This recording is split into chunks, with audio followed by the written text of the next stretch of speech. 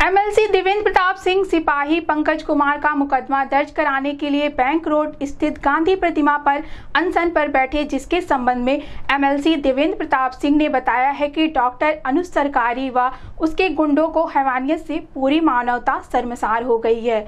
सिपाही पंकज कुमार को पीटने में सारी सीमाएं डॉक्टर व उसके गुंडों ने तोड़ दिया। इसमें चिंता का विषय है कि डॉक्टर की तरफ से मुकदमा दर्ज कर लिया गया है।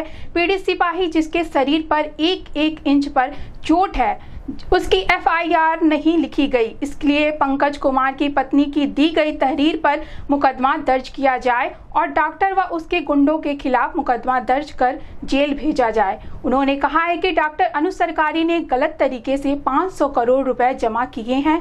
वह डॉक्टर नहीं हैं, लुटेरे हैं। यदि डॉक्टर हड़ताल पर जाएंगे तो नागरिक संगठन उनके अस्पतालों में ताला बंद कर देंगे। हम लोग जब तक मुकदमा दर्ज नहीं होता है तब तक संघर्ष करते रहेंगे। इस संबंध में गोरखपुर न्यूज से बात करते हुए एमएलसी देवेंद्र सिंह ने कहा, डॉक्टर दंपति और उनके गुंडों की हैवानियत से पूरी मानवता शर्मसार हो गई। सिपाही पंकज कुमार को पीटने में बर्बरता की सारी सीमाएं डॉक्टर दंपति और उनके गुंडों ने तोड़ दिया है। दुख और चिंता का विषय ये है कि डॉक्टर की फर्जी एफआईआर लिख ली गई। पीड़ित सिपाही जिसके शरीर के एक इंच पर चोट के गहरे निशान हैं, उसकी एफआईआर नहीं लिखी गई। पीड़ित पंकज कुमार सिपाही की पत्नी द्वारा दी गई तहरीर पर एफआईआर दर्ज किया जाए और वहशियाना करने वाले डॉक्टर दंपति और उनके गुंडों के खिलाफ एफआईआर दर्ज कर उन्हें जेल भेजा जाए। ये हमारी मांग है और पीड़ित पंकज कुमार को न्याय मिलने तक हमारा संघर्ष जारी रहेगा। ईडी से भी आपने जांच करने के लिए मांग की है? जेल चला जाएगा। ये तो 500 करोड़ का आदमी है। डॉक्टर दंपति लुटेरा है, इनको डॉक्टर मत कहिए, इनको कसाई कहिए तो ज़्यादा उपयुक्त होगा। आईएमए ने चेतावनी दी है कि यदि मुकदमा दर्ज होता है तो हम लोग पूरे प्रदेश में व्यापी हैं। जल्दी से वो लोग अपने अस्पतालों में ताला बंद करें। जिस दिन वे लोग हड़ताल पर जाएंगे उसी दिन नागरिक संगठन, सिविल सोसाइटी के लोग उनके अस्पतालों में ताला बंद कर देंगे। लेकिन अभी तक पुलिस के द्वारा इस पर कोई भी चुप्पी साधे, इसीलिए तो उपवास पर बैठा हूँ कि पुलिस सोते से जागे। उपवास के बाद कार्रवाई नहीं की जाती तो आगे क्या है? आगे बहुत लंबी रणनीति बनाया हूँ, अभी इसको उद्घाटित नहीं किया जा सकता। अब प्रार्थना होगी स्वीकार।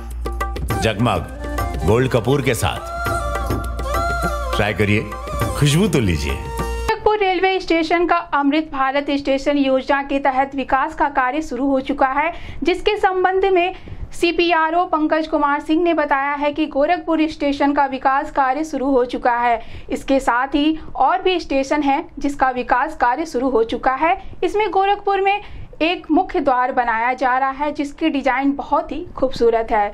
स्टेशन पर रोड प्लाजा बनाया जा रहा है। जब ट्रेनों का अनाउंसमेंट होगा तभी वहां पर यात्री जाएंगे। अभी फ्रंट बिल्डिंग का काम शुरू हो चुका है। इसके अतिरिक्त बनारस, मऊ, बलिया के स्टेशन को डेवलप किया जा रहा है। बहुत से स्टेशन का काम पूरा होने को है। यहाँ का काम समय अवधि में पूरा करने के लिए निर्देश दिया गया है। इस संबंध में गोरखपुर न्यूज से बात करते हुए सीपीआरओ पंकज कुमार सिंह ने कहा, गोरखपुर रेलवे स्टेशन का अमृत भारत स्टेशन योजना के अंतर्गत विकास किया जा रहा है। इसके अतिरिक्त और भी स्टेशन हैं जिनका अमृत भारत स्टेशन स्कीम के अंतर्गत डेवलपमेंट किया जा रहा है। गोरखपुर का कार्य भी शुरू हो गया है और इसमें इसके अंतर्गत एक मुख्य द्वार बनना है जिसकी डिज़ाइन ऑलरेडी आप लोगों को दिखा दी गई है और एक सेकेंड एंट्री का विस्तार होना है, रूट प्लाजा बनेगा। ये जो प्लेटफॉर्म्स हैं वो जैसे बाकी पूरी दुनिया के रेलवे स्टेशंस के प्लेटफॉर्म होते हैं कि वहाँ पे यात्रियों की भीड़ नहीं जमा रहती है, तो वो रूट प्लाजा पे रहेंगे। जब ट्रेनों का अनाउंसमेंट होगा उसी समय ही वो प्लेटफॉर्म पे जा सकेंगे। और जो स्टेशन पहले शुरुआती फेज में हम लोगों ने जो यूटिलिटी शिफ्टिंग का कार्य था वो किया, जैसे कि लॉन्ड्री थी उसको शिफ्ट करना था, वो बनाया जा रहा है, खुले रूम शिफ्ट किया गया। अभी फ्रंट बिल्डिंग का जो पोर्शन है वहाँ पे कार्य शुरू किया गया है। इसके अतिरिक्त बाकी स्टेशन भी जो हम लोग डेवलप कर रहे थे, जैसे बनारस रेलवे स्टेशन या Varanasi city railway station, Mau, Ballia से खलीलाबाद, अगर आसपास की बात करें बस्ती, सिद्धार्थ नगर, आनंद नगर, इन सभी स्टेशनों को रिडेवलप किया जा रहा है और कई स्टेशनों पर कार्य पूरा भी कर लिया गया है और कुछ पे अंतिम स्टेज में है। गोरखपुर रेलवे स्टेशन का एक बृहद रिडेवलपमेंट प्लान है, उसके अनुरूप यह कार्य शुरू हो गया है और जो टाइमलाइन निर्धारित की गई है उसके अनुरूप यह कार्य किया जाएगा। अब प्रार्थना होगी स्वीकार जगमग गोल्ड कपूर के साथ।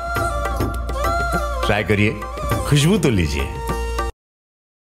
जिला आपदा विशेषज्ञ गौतम गुप्ता की अध्यक्षता में ऑटोमेटिक वेदर स्टेशन एवं ऑटोमेटिक रेन गेज के स्थलीय निरीक्षण को लेकर संबंधित अधिकारियों की बैठक एनेक्सी भवन के सभागार में सकुशल संपन्न हुआ। इस अवसर पर जिला आपदा विशेषज्ञ गौतम गुप्ता ने कहा है कि उत्तर प्रदेश में स्थानीय स्तर का मौसम डेटा प्राप्त करने के उद्देश्य से राहत आयुक्त कार्यालय उत्तर प्रदेश द्वारा मेसर्स ओबेल सिस्टम प्राइवेट लिमिटेड के माध्यम से प्रदेश में 450 ऑटोमेटिक वेदर स्टेशन प्रत्येक तहसील में WS तथा 2000 ऑटोमेटिक रेन गेज प्रत्येक ब्लॉक में कम से कम 2 ARG स्थापित कराए गए हैं। इन उपकरणों की स्थापना के उपरांत राहत आयुक्त कार्यालय द्वारा सिविल इंजीनियर तथा मौसम विभाग के प्रतिनिधि द्वारा इनका स्थल निरीक्षण कराया जा रहा है। इसलिए सभी लेखपाल, नायब तहसीलदार अपने अपने क्षेत्रों के वेदर स्टेशन का निरीक्षण कर रिपोर्ट प्रेषित करें। ये पूर्ण रूप से क्रियाशील हो जाएगा तो इसका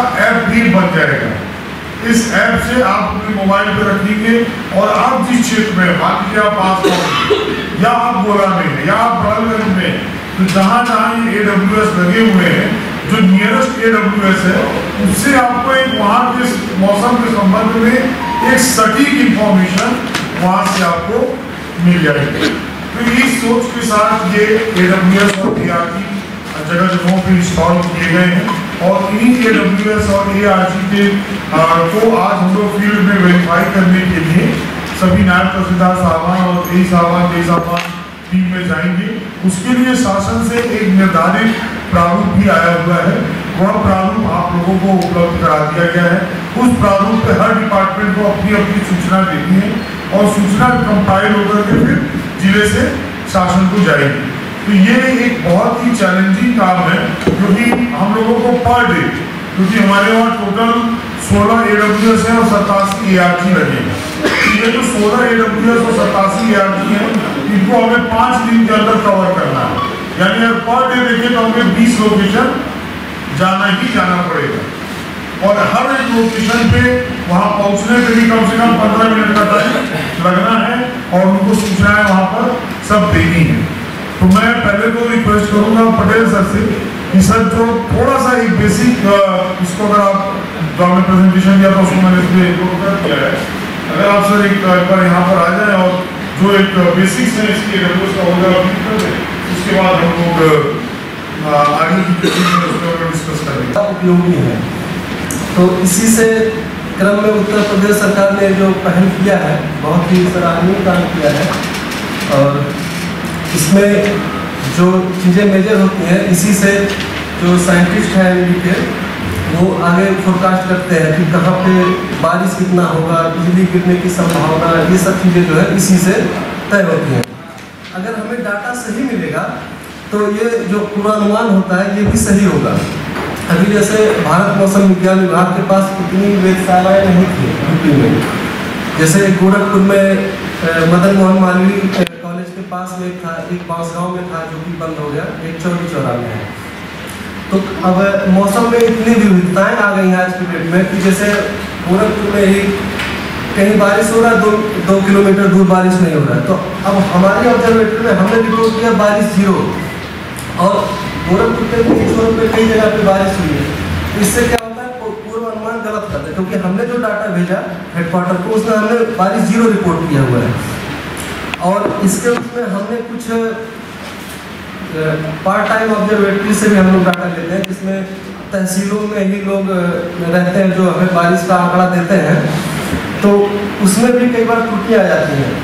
कहीं पे मेजरिंग ग्लास टूटा हुआ है, कहीं पे कुछ है, तो उसमें क्या है त्रुटि होने के चांस है। लेकिन ये क्या है, अगर हमारा ये जो AWS है अगर ये वर्किंग है तो इसमें डाटा की एक्यूरेसी काफ़ी ज़्यादा अच्छी होती है और जिससे फोरकास्ट हमारा काफ़ी अच्छा होगा। तो AWS मतलब जनरली ARG जो होता है, ARG से हमें केवल बारिश की जानकारी प्राप्त होगी, कितनी बारिश हुई और तापमान की जानकारी होगी। और AWS जो है उससे हमें दाब मतलब pressure, wind speed, wind direction, कभी कभी होता है कि आंधी तूफान से लोगों का बहुत ज़्यादा नुकसान हो जाता है, तो अगर इंश्योरेंस क्लेम करना है तो उसको वो वेरीफाई करते हैं, जिससे अगर डाटा उपलब्ध ना होने के कारण काफ़ी प्रॉब्लम होता है। तो ये सब चीज़ों में काफ़ी ज़्यादा फायदा होगा उत्तर प्रदेश को। जो चीज़ें पहले कुछ त्रुटियाँ हो जाती थी, अब हमारे पास नेटवर्क बड़ा होगा तो फोरकास्ट हमारा बिल्कुल सही होगा और काफ़ी जान माल का लोगों को फायदा होगा। अब प्रार्थना होगी स्वीकार जगमग गोल्ड कपूर के साथ। ट्राई करिए, खुशबू तो लीजिए। पूर्वोत्तर रेलवे के द्वारा दीपावली व छठ पर्व पर 154 स्पेशल ट्रेन चलाया जा रहा है, जिसके संबंध में CPRO पंकज कुमार सिंह ने बताया है कि दीपावली व छठ पूजा को ध्यान में रखते हुए हम लोगों ने सभी तैयारी कर ली है। इस दौरान यात्रियों की संख्या में बढ़ोतरी हुई है, यात्रियों की मांगे भी बढ़ी हैं। इसको ध्यान में रखते हुए हम लोगों ने 6000 से ज़्यादा स्पेशल ट्रेनें नोटिफाइड की हैं। पूर्वोत्तर रेलवे के द्वारा 154 स्पेशल ट्रेनें 1209 फेरों में चलाई जाएगी। यह ट्रेनें विभिन्न स्टेशनों से होकर प्रदेश के विभिन्न महानगरों को जोड़ेगी। हम लोगों का प्रयास है कि ज़्यादा से ज़्यादा स्पेशल ट्रेनें चलाई जाएं। इस संबंध में गोरखपुर न्यूज से बात करते हुए CPRO पंकज कुमार सिंह ने कहा, दीपावली और छठ पूजा को ध्यान में रखते हुए हम लोगों ने सभी तैयारियां कर ली हैं, क्योंकि इस दौरान यात्रियों की संख्या में काफ़ी बढ़ोतरी भी है और यात्रियों की मांगें भी बढ़ी हैं। इसको ध्यान में रखते हुए हम लोगों ने जो अभी तक सारी स्पेशल ट्रेनें जो नोटिफाई की हैं, अगर पूरे इंडियन रेलवेज़ के स्तर पे देखा जाए तो 6000 से ज़्यादा पूजा स्पेशल ट्रेनें नोटिफाई की गई हैं। पूर्वोत्तर रेलवे की बात करें तो कुल 154 पूजा स्पेशल ट्रेनें 1209 फेरों में चलाई जाएंगी, जो पूर्वोत्तर रेलवे के अलग अलग स्टेशनों से होकर सभी प्रमुख महानगरों को जोड़ेंगी। जो डिमांड है उसके अनुरूप हम लोग ज़्यादा से ज़्यादा ट्रेनें चला रहे हैं। इसको ध्यान में रखते हुए ज़्यादा से ज़्यादा जो कैपेसिटी बिल्डिंग का कार्य है वो हम लोग कर रहे हैं, चाहे वो डबल लाइन का कार्य पूरा किया, तीसरी लाइन का कार्य चल रहा है और डोमिनगढ़ से लेकर आपके गोरखपुर के बीच में, जहां कई बार आप लोगों ने देखा है कि अक्सर गाड़ियां आकर डोमिनगढ़ में पाथ की वजह से खड़ी होती हैं, तो उसकी NI का कार्य भी शुरू किया गया है, जिससे कि गोरखपुर में जो जैमिंग की समस्या है या डोमिनगढ़ में वो समाप्त हो जाए। ऑटोमेटिक ब्लॉक सिग्नलिंग का कार्य भी शुरू हो गया है। अभी जैसे देखेंगे तो जगतबेला से मगहर और चुरेब तक ऑटोमेटिक ब्लॉक सिग्नलिंग सिस्टम के साथ गाड़ियां चल रही हैं। अब जगतबेला से डोमिनगढ़ तक भी इस ऑटोमेटिक ब्लॉक सिग्नलिंग सिस्टम को बढ़ाकर किया जाना है, उसका भी NI अभी लिया गया है। ये सभी कार्य होने से दीपावली और छठ में हम लोग ज़्यादा से ज़्यादा स्पेशल ट्रेनें चला पाएंगे। इन स्पेशल ट्रेनों के लिए जो जानकारी है वो NTES national train enquiry system के माध्यम से यात्रीगण प्राप्त कर सकते हैं। वहाँ पे ट्रेन बिटवीन स्टेशंस पे देखेंगे। इसका मोबाइल ऐप भी है NTES के नाम से, वो अपने मोबाइल में डाउनलोड कर सकते हैं। साथ ही साथ दीपावली के पर्व पे यात्रियों से अपील है कि किसी भी प्रकार का ज्वलनशील पदार्थ अपने साथ लेकर यात्रा ना करें, बेहद खतरनाक है और कानूनन जुर्म भी है और पकड़े जाने पर इसके लिए सज़ा का भी प्रावधान है। सभी यात्रियों से अनुरोध है कि आप लोग समय से अगर अपना टिकट कराते हैं तो आपकी यात्रा सुगम होगी और इसी मंगल कामना के साथ मैं अपनी बात को समाप्त करता हूँ। अब प्रार्थना होगी स्वीकार जगमग गोल्ड कपूर के साथ। ट्राई करिए, खुशबू तो लीजिए।